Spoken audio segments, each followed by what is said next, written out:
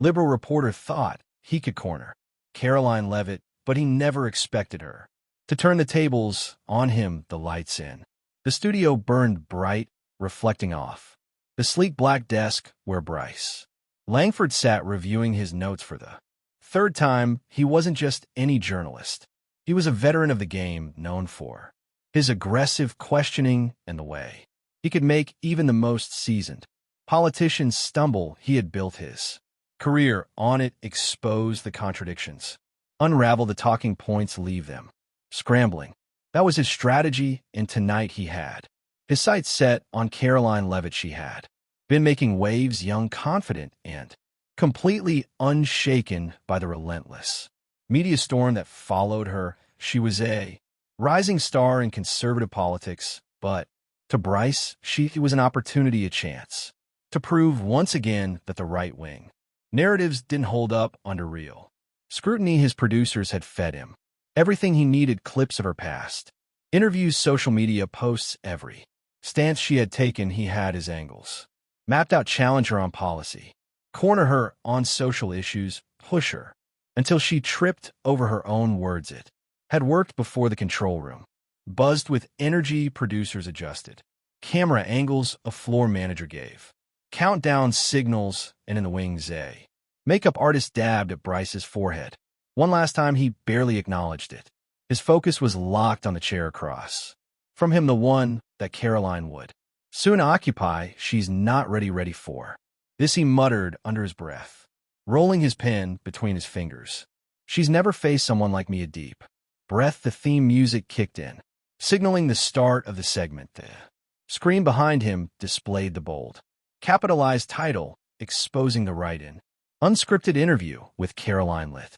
The camera light blinked red. It was showtime, but then something shifted the moment she walked in. The moment Karoline Leavitt walked onto the set, something changed. Bryce expected nerves, maybe a flicker of hesitation in her eyes, a rigid stance that betrayed unease, but instead she moved with the kind of confidence that caught him off guard.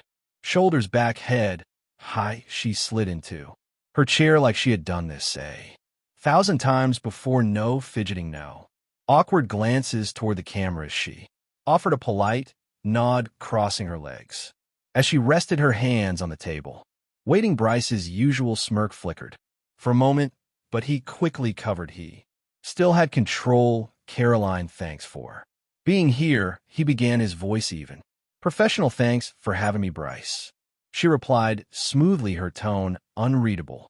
The producers had lined up a segment full of hard-hitting questions, each one designed to force a defensive response.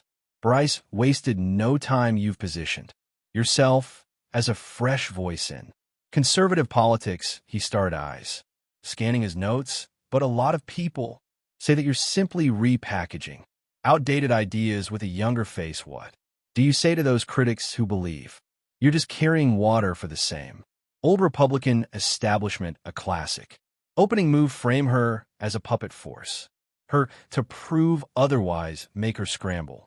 But Karoline didn't blink. She tilted her head slightly, as if she had already anticipated the question. It's interesting how when young progressives rise in politics, they're called trailblazers, but when a young conservative does, they're accused of just being a mouthpiece. Seems like a bit of a double standard, don't you think? The response was so fast, so sharp that Bryce hesitated for a fraction of a second. He wasn't used to being thrown off balance this early. He adjusted, shifting gears.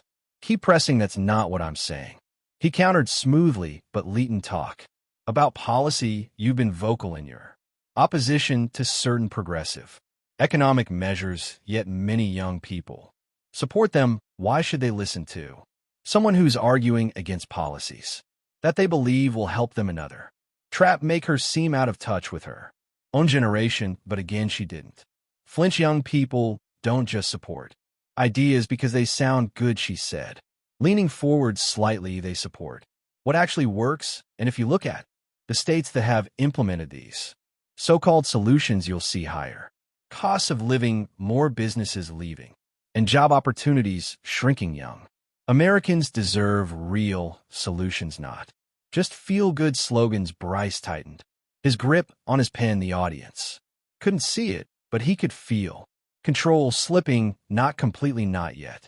But the dynamic wasn't playing out the way he had planned. He glanced at the screen in front of him. The live comments were already flooding in. Some viewers were nodding along with him, but others were clearly engaging with her arguments.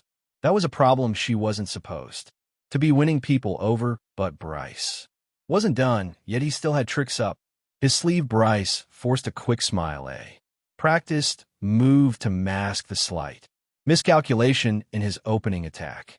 This wasn't the first time in interview he had pushed back, but something about Karoline's approach felt different. She wasn't defensive, she wasn't scrambling. She was in control. Fine time to turn up the heat. He leaned forward slightly, voice steady but pointed. Karoline, and let's be honest, your party has struggled with young voters. A majority of them reject conservative policies on issues like climate change, healthcare, and social justice. When you speak, aren't you just preaching to a shrinking audience? The phrasing was deliberate. Back her into a corner, make her admit defeat. But again, she didn't hesitate. Bryce, if we're being honest, then let's actually be honest. She shot back, her tone calm but firm. Young people aren't rejecting conservative values, they're rejecting a version of conservatism that hasn't been properly explained to them. If all they ever hear is a media narrative that paints one side as villains and the other as saviors, of course they'll lean left. The problem isn't the message, it's the messengers. The way she delivered that last line, unshaken, deliberate, made Bryce shift in his seat. She wasn't just responding, she was taking control of the conversation. Still, he wasn't ready to give up ground. Time to go personal. He glanced at his notes, then at the camera. Some have criticized your rhetoric as being divisive, he said, voice carrying an air of concern. You've made strong comments about the media, calling certain outlets activists, pretending to be journalists. Do you think that kind of language helps bridge divides, or are you just feeding into the partisanship that's tearing the country apart? That was supposed to hit, make her sound extreme, make her backpedal, but she didn't. Instead, she let a small, knowing smile cross her lips. I find it interesting, Bryce, that when conservatives call out bias in the media, it's labeled divisive, but when the media runs hit pieces full of how truths and anonymous sources, it's called investigative journalism. If people have lost trust in the press, maybe the press should take some responsibility for that. Our exhaled through his nose just enough to steady himself. He had seen politicians dodge, deflect, pivot, but this was different. Karoline wasn't dodging.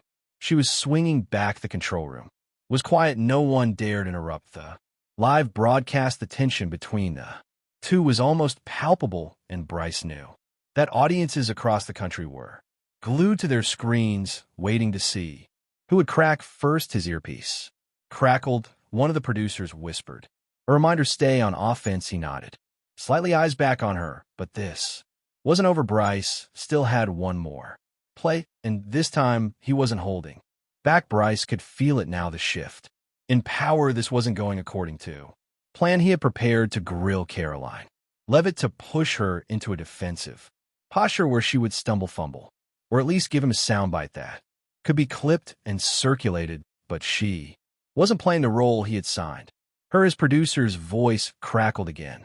In his earpiece tightened, the grip push her. Fine time to abandon subtlety. He leaned in, adjusting his tone to something colder, more surgical. Karoline, let's cut through the talking points.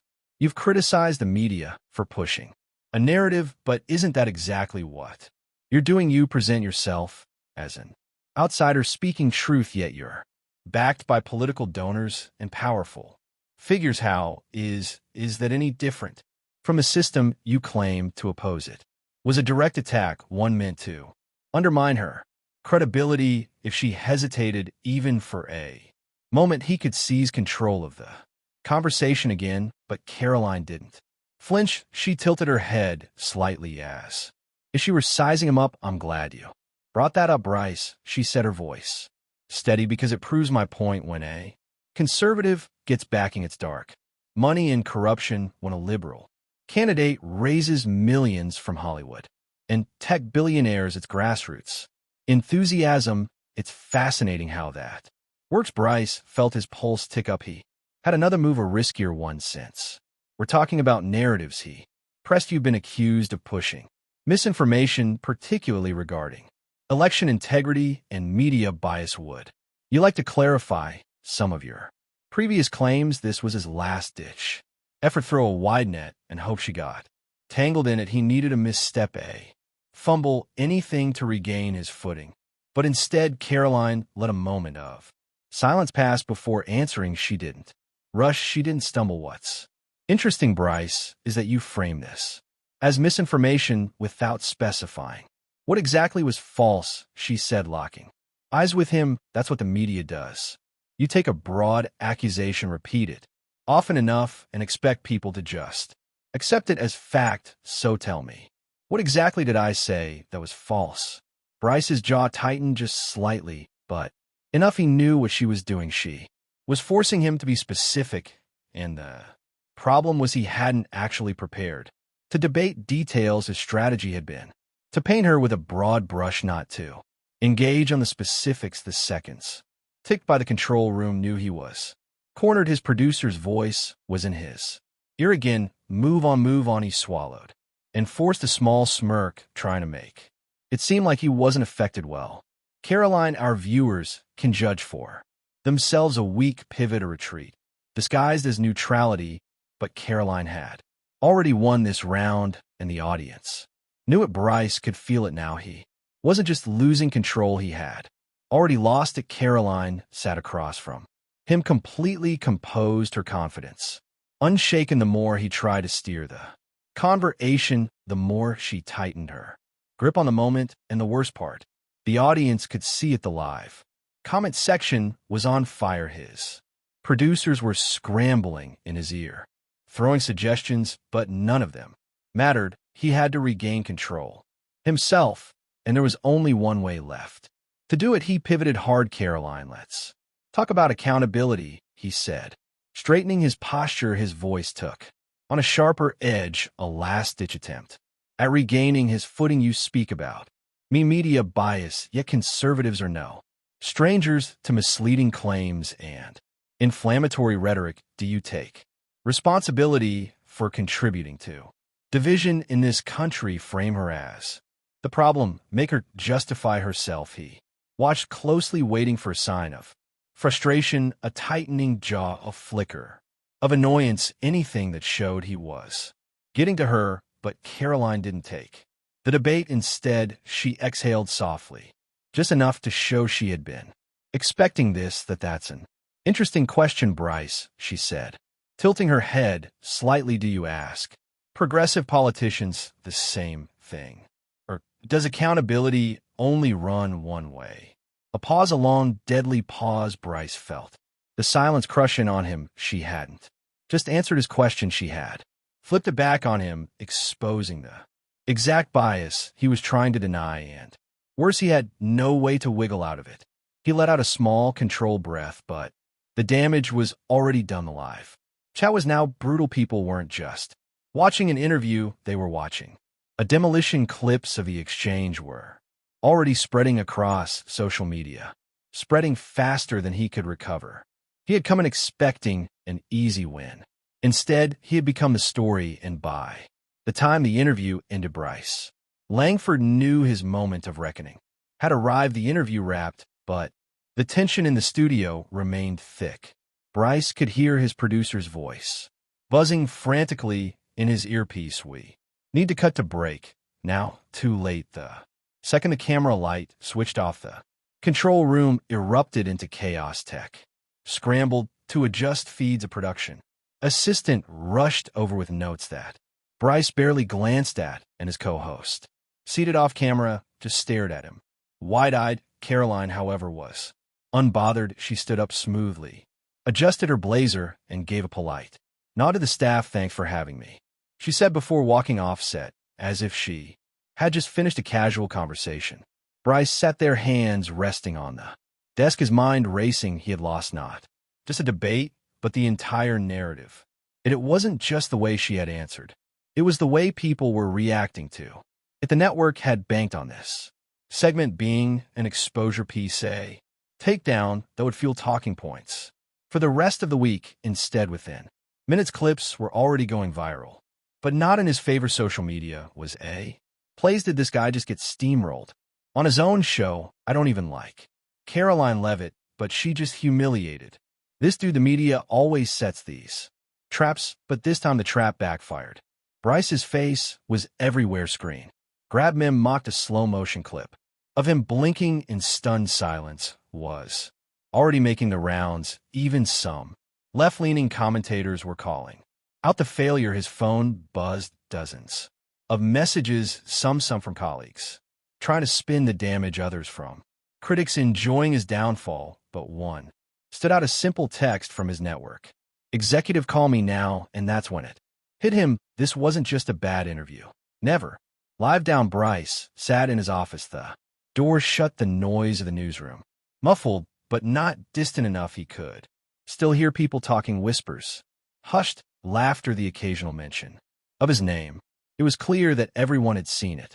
His phone screen glowed with an onslaught of notifications. News outlets were picking up the story, not the one he had planned, but the one that had actually unfolded. Karoline Leavitt flips the script on mainstream media. Liberal journalist gotcha moment turns into a cell phone. Another example of media bias exposed in real time. And then there was the video. It was everywhere, not just the full interview, but clipped, edited, dissected from every angle. Some accounts had overlaid dramatic music, others had added captions like "when the trap backfires." Even pundits from his own side were struggling to spin it. A few tried saying she dodged questions, that he was just too polite, but no one was really buying. He scrolled through Twitter. The top trend, his own name, Bryce Langford, not for his reporting, not for his analysis, but for the moment he had lost control. He tossed his phone on the desk and exhaled. This was bigger than just one bad segment. This was a moment that exposed something deeper. For years, journalists like him had operated on a simple formula: set the narrative, control the questions, shape the perception. It had worked before, but something had changed. The public wasn't trusting as easily. They weren't just listening, they were watching, analyzing, catching the double standards in time. And in this moment, he had become an example of exactly what people were tired of. A knock at the door. One of the producers leaned in, looking cautious. "Bryce, they want you in the conference room." He already knew what the meeting was about: damage control, but deep down, Bryce wondered if it was already too late. Bryce sat at the long glass-topped conference table, surrounded by a room full of people who weren't there to support him. They were there to assess the damage. The executive at the head of the table, a man who rarely attended these meetings in person, leaned forward. "Bryce, let's be blunt. This was supposed to be a controlled segment. Instead, it turned into an unmitigated PR disaster for you. For this network." Bryce knew better than to argue. He had spent his career on the other side of these conversations, dissecting public figures who fumbled under pressure. He understood the game, but knowing the playbook didn't make it any easier to stomach when it was being used to against him. "We need a response."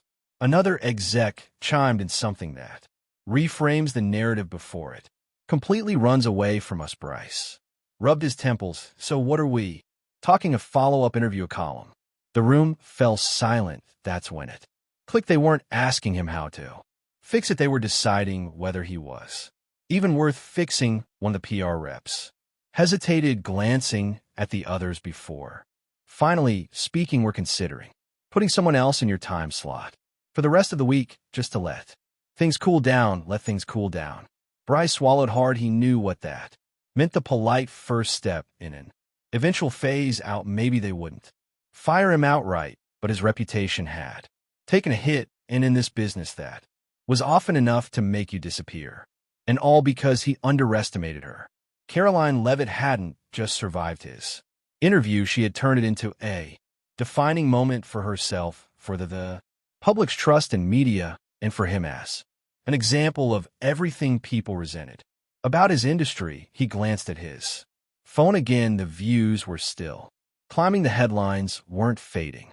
The damage wasn't just done, it was permanent, and maybe that's the real lesson here. Arrogance always meets its reckoning. This wasn't just about one interview, it was about a shift in power, in trust, in control of the narrative itself. People aren't as easily manipulated as they once were. They see through the bias, the leading questions, the traps disguised as journalism, and when someone stands there ground, when they refuse to play by the script, sometimes it's the interviewer who ends up exposed. So the next time you see someone getting grilled on live TV, pay close attention. Are they answering, or are they fighting against a game that's already been rigged? Let us know in the comments. And if you enjoyed this breakdown, make sure to like, subscribe, and turn on notifications so you don't miss what's coming next.